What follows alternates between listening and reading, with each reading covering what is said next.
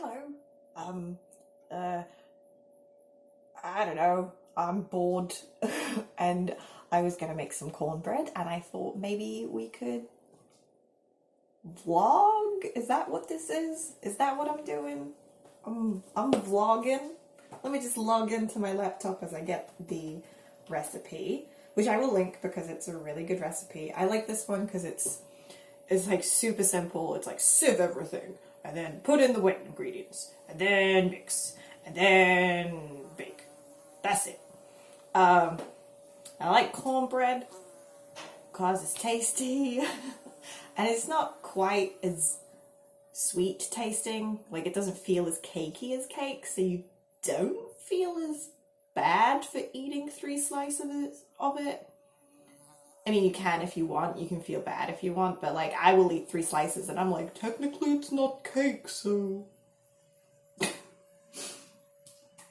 And this one is, it's not a gluten-free or dairy-free recipe, but I just switch out the gluten flour for gluten-free flour and switch out the milk for coconut milk. That's it. Then now it's gluten and dairy-free. Can't do that with some recipes because chemistry reasons. Sometimes with like gluten and dairy-free stuff, you have to like put in more baking soda, particularly if it's got no egg. That would make it vegan, not gluten and dairy free. I'm just gonna start sieving. So it is 1 cup of, it says all-purpose flour, but we've got just gluten-free flour. How is lockdown treating all of you?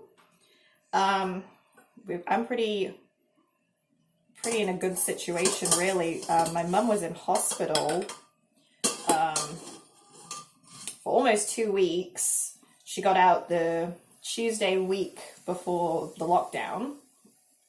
Not enough flour in that one. So I was staying with her anyway to take care of her because she's pretty bad still. I mean, she's much better than she was. I mean, she had pancreatitis, which if you don't know is when your pancreas craps out. It creates your digestive juices, does the pancreas, and if it craps out, it doesn't send out the digestive juices. It just keeps them inside it, and then it starts to digest itself. So gross. And basically when my partner found out she had pancreatitis, he works at ED, he was like, oh that's known for being really painful. And she was in a lot of pain. It was hard to see. But she is much better now. The hospital took really good care of her. I mean, she had some excellent nurses, registrars and doctors and things. Just truly wonderful people. So she got out and she's still like probably immune compromised. You know, the biggest worry they had, aside from like organ failure, was she was going to get some sort of other secondary infection. So I'm taking care of her. She didn't have a lot of energy at first. She still doesn't have too much energy. At least she isn't napping during the day anymore. She had like 2 naps a day. It was pretty bad. But we're good. So I was already out here. I was already taking care of her. I call it my batch. Her house, my batch by the sea. So when we went into lockdown, I was like, well, she still needs help. Like there's no choice of me going home. And also, since my partner does work in ED, he's essential. He's going to be possibly continuously exposed and bringing that back. So what is the point of isolating if I'm going to be continuously exposed by the person I love? So for reasons, also mum's got a dog and a cat. She wins over my place. Company, separate bedrooms. I mean, we haven't hugged I mean, not properly. We've snuck some hugs in where like one of us is hugging the other from like behind and we're both holding our breath. We just really need to touch. But we haven't properly hugged basically since she got back from hospital, mainly because I've had like a cold. And it's you know, she doesn't need a cold right now. Also, fairly certain it's a cold. Like almost 100. So we're pretty good. We walk by the sea. There's not that many people out here. We've got a dog to cuddle. We've got a cat to cuddle. We've got Netflix. We're happy. We just did yoga together. That was pretty nice. Hi, Mum. Hi, darling. Just finished my thing. Yeah, she just finished her thing. Where's my baking powder? Oh, I got everything out prepared and I didn't get out my baking powder. Amateur hour. The biggest concern for us is like food, but she's got online shopping because we do live quite a wee way out and she can't drive at the mo because obviously she, you know, one of her organs is reforming. And I can't drive because I'm a bit useless. I'm gonna lie. I'm a bit useless. I can't drive. Lessons are expensive for learning to drive. And I have the big anxieties. my 2 lessons, I get like above 20 miles per hour, 20k per hour. And I freak out and emergency brake. So I'm really good at braking, but the rest of the driving, not so much. Right, that's all my dry ingredients, all mojoed together. I hope you are all doing okay. I understand things are, you know, not that easy. Some of you might clash with your family members, and that's understandable. Not everyone. Sometimes you're too close in personality to your family. I have that with my granddad. My granddad and I are both very stubborn, and we're both convinced we're right. So it's a great mix when we disagree. I mean, it's a really great mix when we agree because like no one else can stand in our way, essentially. But it's a real problem if we're arguing, because neither of us will back down. And so, you know, even though we love each other, we butt heads because we're just too similar. My mum and I are, luckily, we're very similar, but in the way that doesn't butt heads. You know what's great about being an only child? Oh, preheat the oven!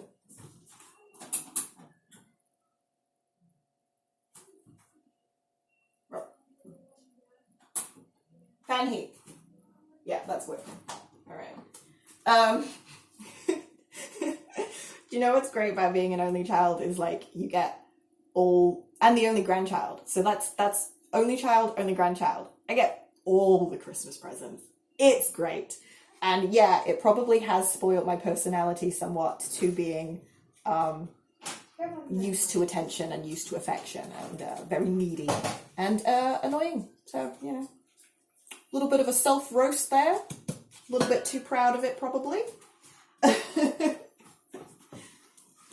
But I've never had a sibling to, like, bully me down into it. So that's what happens.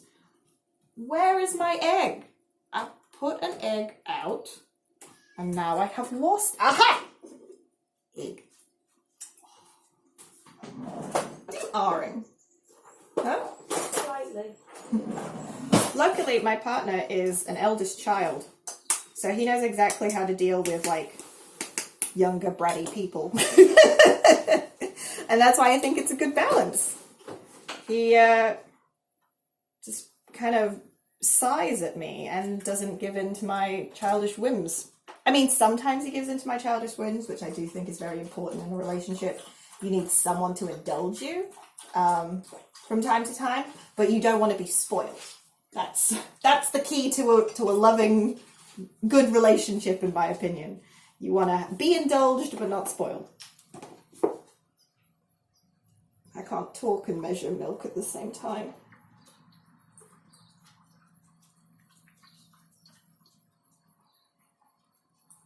Hi, Milo. Hi, buddy. I'd pick him up and show him to the camera, but then I'd have to wash my hands again, so... Alas! No doggo. Also, he doesn't like being picked up. It's how I handle when he's been very barky. He normally gets a lot more attention from a lot more people. He like goes into the school or he goes to his doggy daycare and he gets attention. But at the moment, it's just me and Mum, and you know, he loves us, but it's just not enough. He's got that only child syndrome as well. Even though he now has a little sibling in the form of the cat. But he was raised as an only child, so he's got that little bit of the attention-seeking, used to affection, you know. Hey, Milo, we're very similar. We even have the same hairstyle at the moment. Yeah. You'll see. So he's been really barky, just a real pain in the butt. Also, Mum used to take him for like 8K runs, and I'm just not capable of that, and I refuse to do it. And obviously she just got out of hospital, so she's not going for any runs at all. So he's a little bored, and people will be not only on the other side of the street, they'll be fully like across the road, nowhere near us, and he'll just be like, so I pick him up and I hold him like a naughty boy, and he doesn't like it. He's like, but it doesn't always stop him. Sometimes he's like just, and I have to put him in the hallway to cool down.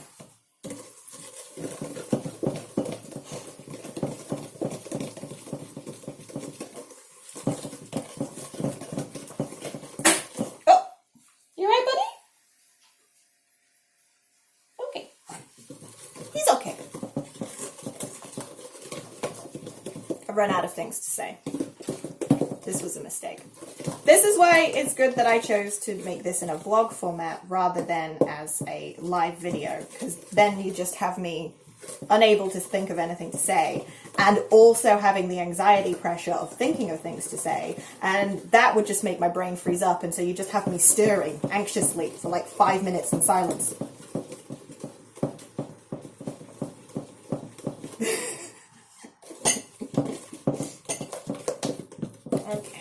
That's super lumpy. Why is that so lumpy? I sieved everything. Why are we lumpy today? Why are we not working with me? Oh, well. It's just me and Mum. She's not going to complain about a lumpy cornbread. She's getting cornbread made. I don't want lumpy cornbread.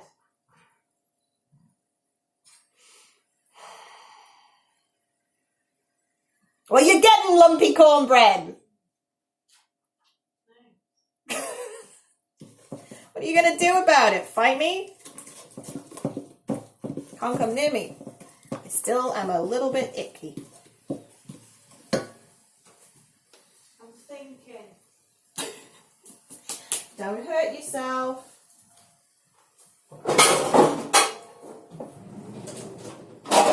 I'm going to grease up my tray, and you're all going to judge me heavily for how I grease up my tray. I'm just going to double wash my hands because we don't have cooking spray, none of this fancy dancy cooking spray, and I don't like using baking sheets because they give the cake a weird wrinkle. So I can't use butter. You can't just get a stick of butter and rub it around because then I'll be in great agony. So I just scoop out the olivani, I scoop it out in my hands and rub it over the cake tin like a baby. Barbarian. Yeah, like a barbarian or a baby. Let me just wash my hands again just to make extra sure. What songs do you guys sing to like make sure that you're doing the 20 seconds? I don't remember the Lady Macbeth speech. I wish I could do that because that would probably be interesting. I hum... Where am I? No. Yeah. I hum the Phantom of the Opera part, not the whole thing, but like some of it. And that's good for me. But I'm curious. What songs do you guys do? You okay down there, buddy? You having a heck? Having a heck? Oh, buddy. Oh, buddy. Pardon me. See? I can edit that out now. I might not. Milo, you're right. I might have to edit out the dog vomiting. I think so too. He was playing with his stick. Ah. Right. Hands are clean. Dry them now. Obviously, all of you are washing your hands for the full 20 seconds as recommended for all times. I sincerely hope everyone is washing their hands. I mean, I used to work as a cleaner at a pool, and I can tell you that middle-aged women, they don't wash their hands. They're disgusting. You know, everyone always jokes like, oh, men don't wash their hands. Neither do women, okay? It's not a gendered issue. Everybody is gross. Wash your hands all the time. Please? No, please makes it seem like it's an option. Like, you know, please wash your hands. No, you have to wash your hands so you don't get other people sick. Like, if you want to get yourself sick, that's fine. Go and find some, like, dirty water to drink, and that's all good. Like, that's on you. But, like, don't get other people sick. That's selfish. I mean, I'll be fine, probably, like, if I got, like, a grossness passed to me by someone who didn't wash their hands. But some people could die from the common cold, you know? Think about that. And wash your hands. Maybe think about that while you're washing your hands, so you get your full 20 seconds. Guilt washing. Whatever works. Now I have greased my tin like a baby finger painting. Rinse off the Olivani. What I've been doing to keep myself entertained, I've been doing a jigsaw puzzle. I love jigsaw puzzles. My mum had a 1,000-piece jigsaw puzzle. It's like boats on a pier and houses. So 50% of the puzzle is either sky or water. I did the boats and I did the houses first, but now I'm like, oh no, it's really hard. And I've kind of been avoiding it for a bit. I've also got my cross-stitching. This cross-stitching has been going on since... When did you get me that cross-stitch, Mum? Oh, I think the last century. Yeah. I'm pretty sure she got it for me before I went to university. So at least 2011. Like definitely the last century. At least 2011. It's an ongoing project. I pick it up and I'll do quite a bit, but it's a very large one, and it's kind of hard to see progress on it. And I think because I don't see progress, my brain's like, failure, give up. Who knows?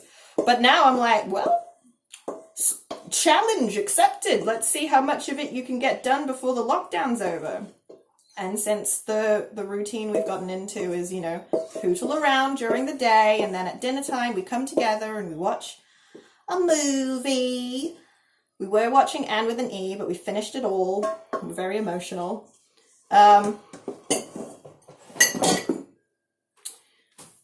Tonight is Cats. Cats 2019.